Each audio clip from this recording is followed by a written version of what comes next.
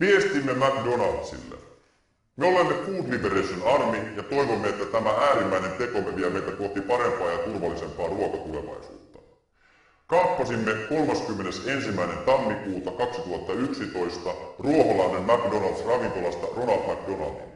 Mikäli ette vastaa kaikkiin esittämiimme kysymyksiin, teloitamme Ronaldin perjantaina 11. helmikuuta kello 18.30. Me rakastamme hampurilaisia, ranskalaisia ja McDonald'sia, mutta emme voi enää katsella vierestä, kun rakastamamme ruoka tuhotaan ja saatetaan häpeään ahneuden ja välinpitämättömyyden takia. Hampurilaisenne ovat toimintanne lyhytnäköisyyden johdosta muuttuneet lähes syömäkelvottomiksi.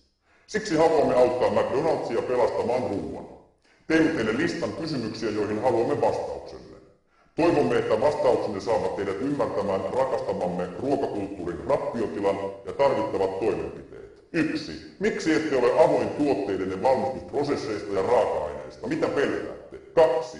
Kuinka monta tonnia kierrättämätöntä jätettä tuotatte vuodessa? Miksi ette julkaise tätä lukua? 3. Käytättekö toiminnassanne epäeettisiä tahoja, kuten laittomia siirtolaisia? Miksi? 4. Miksi ette kanna vastuuta edustamanne ruokakulttuurin seurauksista? Miksi ette pyri toimimaan liikalihavuutta, diabetestä ja niiden seurannaissairauksia ehkäisevällä tavalla? 5. Miksi ette käytä vain eettisesti kestävällä tavalla tuotettua lihaa? Eikö mielestänne hyvän, puhtaan ja mahdollisimman lääkevapaan eläimen lihan kasvattaminen ihmisruuaksi pidä olla kaikkien tavoite?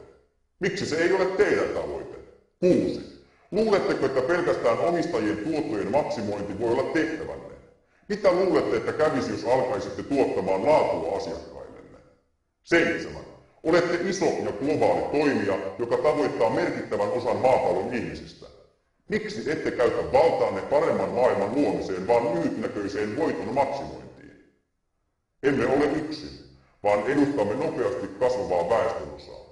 Olemme muuttaneet kulutustamme nopeasti kohti eettisempää ja laadukkaampaa. On teidän etunne vastata kysymyksiimme julkisesti ja ottaa vastauksiin sisältyvä totuus osaksi oman toimintanne kehittämistä. Vain siten tulette selviytymään tulevaisuudesta.